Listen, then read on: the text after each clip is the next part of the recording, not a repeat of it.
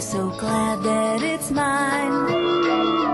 It's not a satellite invading my view out of the blue. The brightest star is you. Supernova in the galaxy of you and me.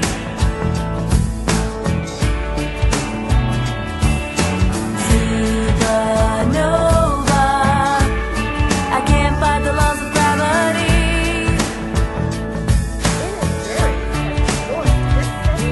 A brand new constellation you can see in the sky. Question. I came to music really late, I think. Like, I didn't even think about really pursuing music until I graduated from high school. You know, a lot of people that pursue music are very young and they do it when they're kids. Granted, I did music all the time. I did high school choirs, junior high school choirs. I sang backup for bands, but the idea of me pursuing it for myself as a career hadn't really come up. So after I graduated from high school, I sang with a few bands, and I got tired of having to wait for other people, because when you're a backup singer, you're basically at the beck and call of the band. So when they'd have a gig, they'd call you up and say, hey, we have a gig coming up, or oh, we have a rehearsal coming up, and that's great. But the band that I had just started performing with, they were starting to break up, or they were at least, the band that I was with, they were starting to make breakup noises, shall we say. They weren't performing as much anymore, and I was just getting the hang of performing, and I just thought, oh, I want to do more of this. And I realized the only way that was going to happen was if I started writing songs for myself. So I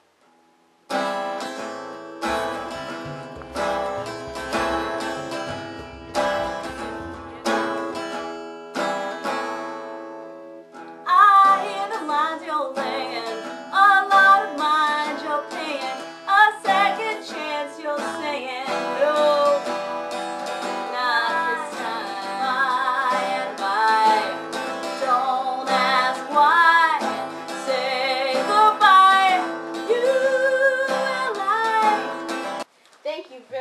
Carla, for coming to Maxine's Corner, where your event is our news. And we're filming here at Wayward Girls Studio. We'd like to thank our endorser, All Natural Ben & Jerry's Ice Cream.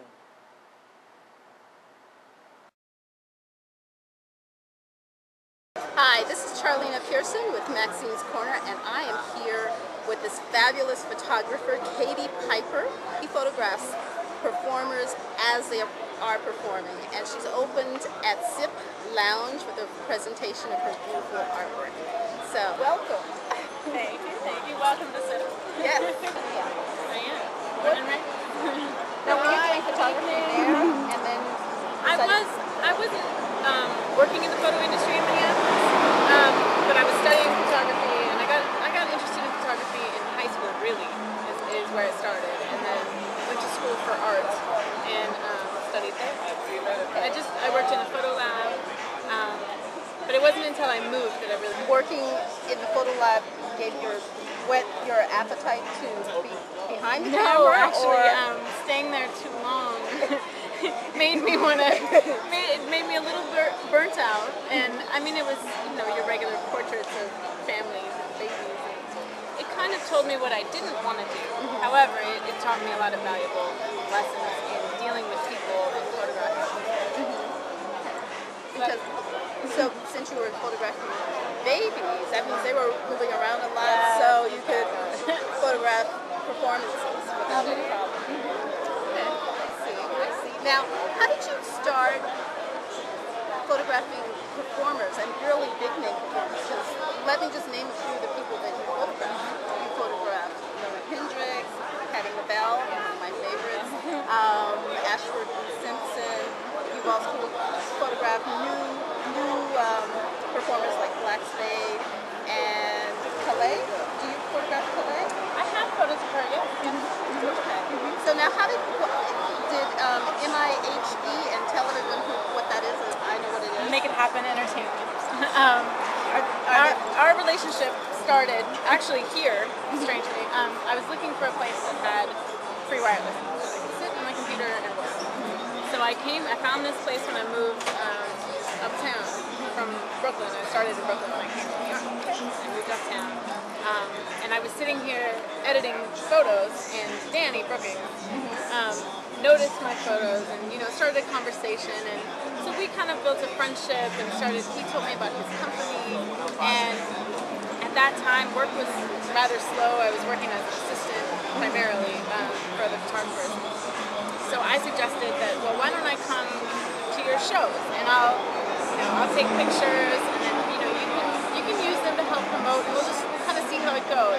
But my intent was not only to help make it happen, but also that was sort of a way for me to meet the up-and-coming artists, to then down the line hopefully shoot their promotional work or their album art or whatever they need. But to build that relationship as I'm starting my career, they're starting their career. So it's been 2 years now that I've been shooting almost every show for Make It Happen. Oh, okay. Yeah. And Make It Happen usually has their performances here or all over? No, they have a variety of venues throughout the city. Because you also go to Sugar Bar as well. Sugar Bar. This is where we're getting to. Right. When you asked how I was able to photograph Nona Hendrix and Henry Bell, I'm the house photographer on Thursday nights for their famous Thursday open mics.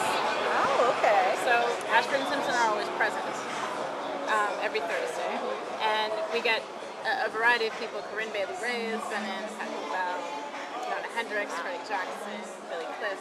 A lot of big name people just sort of stop through. Sometimes they perform. So that's how I've been able to catch photographs of them performing on stage. Wow, that's great. Yeah, that I did not know.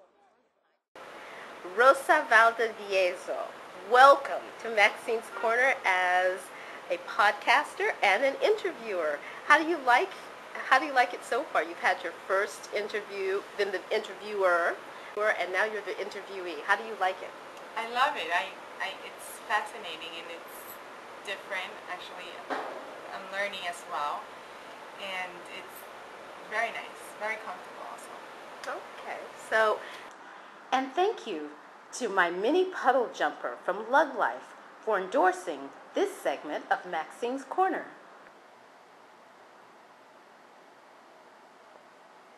Maxine's Corner is endorsed by All Natural Ben & Jerry's Ice Cream, Vermont's finest.